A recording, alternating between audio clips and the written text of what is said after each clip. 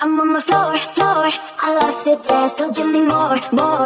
Till I can't stand, get on the floor, floor. Like it's your last chance. If you want more, more, then here I am.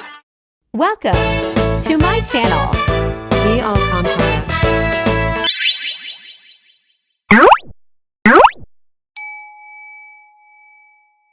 Hello guys! Good morning! Samahan niyo ako guys na gumawa ng aking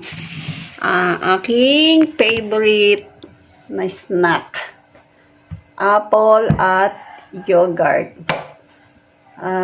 Bali guys, ito yung kinakain ko kapag gusto kong may nginangata.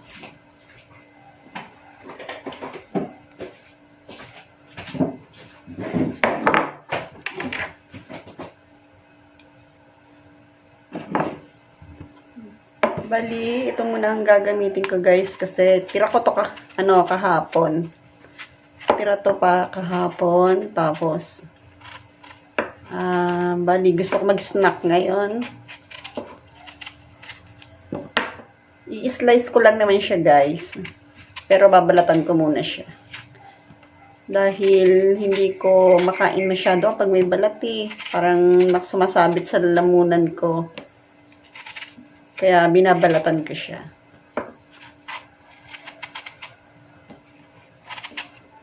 Yan. Alam nyo ba guys na healthy tong apple? Healthy to sa amin. Na may mga CKD. Ito yung the best na kainin. Pero dapat may limit din. Kasi maano siya matubig.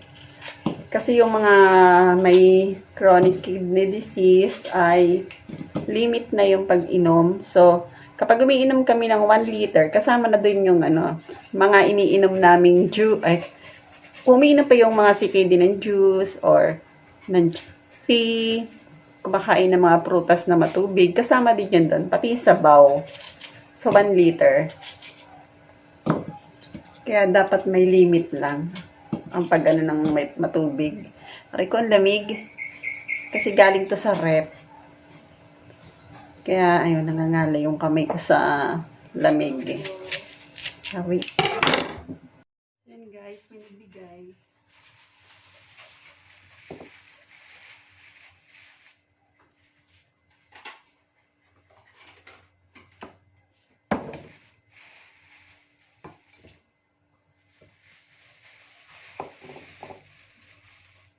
Wow, may nagbigay sa amin guys na blessing ulam, pakbet, gulay. Ginataan siya guys na na pakbet. Yummy. Ulam na yan para mamaya. So yun guys, tuloy na natin itong ginagawa ko. Yun nga. Healthy to para sa mga may CKD na katulad ko. Basta limit lang. Kasi mamaya ba kayong iba kasi sobrang bawal ng matubig sa katawan. Limit lang ang pagkain. Ako guys, miihi naman ako. Hindi naman ako napupuno. Kaya okay lang sa akin. Sa totoo lang, madami ako kumain nito. Bali, yung isang buo nga ito. Minsan nauubos ko. Pero, may may kasabay. Kasabay ko yung aking Junakis, mga anak. So yun guys, ito yung yogurt, strawberry flavor to. Dalawang flavor lang naman ang inaano ko, strawberry tsaka blueberry. Pero ito strawberry ngayon. Nahalo ko lang. Kasi itong yung yogurt guys, healthy to din sa minsan hinahalo sa mga salad, healthy. Yan.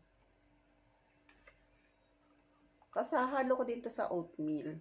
Ang tira ko. Mamaya pag nagmerienda ako. Yummy! Hahaluin lang natin to guys. Parang salad lang. Yan, ang sarap niya na. ito yung ginagawa kong snack. Pag gusto kong may nginangata-ngata. Isa sa chichirya. Yun, buti pa to healthy. Yan. Oh, okay yan guys. Tapos itong tira, nalagay ko sa rep. Kasi pagkakain ako ng oatmeal, pwede to. Ito yung nilalagay ko rin sa oatmeal. Kasi bawal sa akin yung mga gatas. Bali, hindi gatas ang nilalagay ko sa oatmeal, kundi ito, at saka honey. Yun. So, tikman ko nga, guys.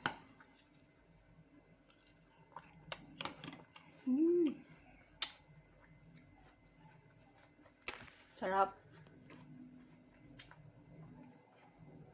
So, yun, guys. Salamat sa pagpapanood ng aking mga vlog. At kung bago lang at napadaan lang po kayo sa akin channel, please subscribe to my channel po. And click nyo na po yung bell dyan para maging update po kayo sa aking mga munting vlogs or video. At lagi po tayong mag-ingat. So yun guys, hanggang dito na lang. Bye-bye!